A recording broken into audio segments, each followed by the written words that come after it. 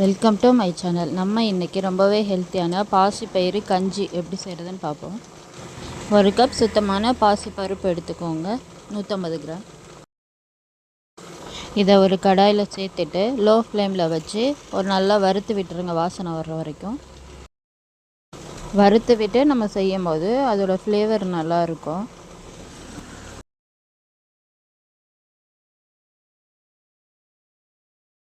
மிதமான தீயில் நல்லா வாசனை வர்ற வரைக்கும் வறுத்து விட்டுருங்க.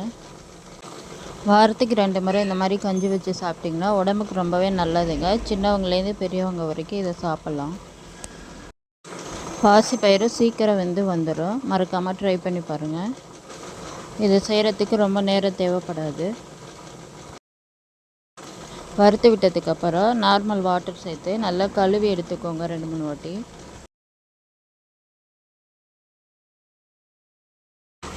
சுத்தமாக கழுவினதுக்கப்புறம் இதை ஒரு பாத்திரத்தில் மாற்றிட்டு தேவையான அளவு தண்ணி சேர்த்து வேக வச்சிட வேண்டியதான்.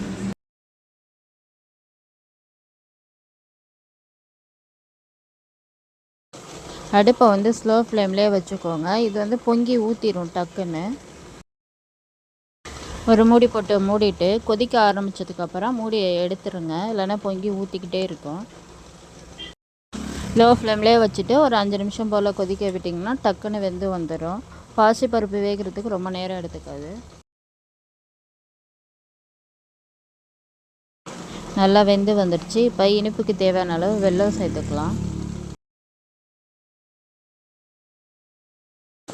நான் 150 கிராம் பாசிப்பருப்புக்கு 100 கிராம் வெல்லம் சேர்த்துருக்கேன். உங்கள் இனிப்புக்கு ஏற்ற மாதிரி நீங்கள் கூடவோ குறைச்சி சேர்த்துக்கோங்க. இது தூசு மண் இல்லாத சுத்தமான வெல்லம். ஒருவேளை தூசு மண்ணெல்லாம் உங்களுக்கு இருக்கிற மாதிரி இருந்ததுன்னா அதை கரைச்சிட்டு வடிகட்டி சேர்த்துக்கோங்க. வெல்லம் சேர்த்து நல்லா கரைஞ்சதுக்கப்புறம் ஒரு கைப்பிடி அளவுக்கு துருவின தேங்காயை சேர்த்துக்கோங்க.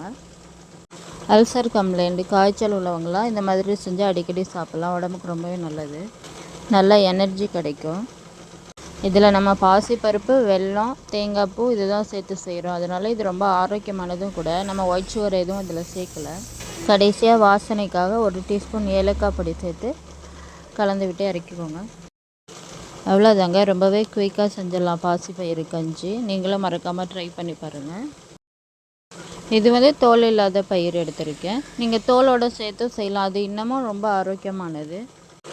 மறக்காமல் அந்த ரெசிபியை ட்ரை பண்ணி பாருங்கள். இந்த வீடியோ உங்களுக்கு பிடிச்சிருந்துச்சுன்னா நம்ம சேனலை சப்ஸ்கிரைப் பண்ணிக்கோங்க. கூடவே இருக்க பெல் சிம்பலை கிளிக் பண்ணிக்கோங்க.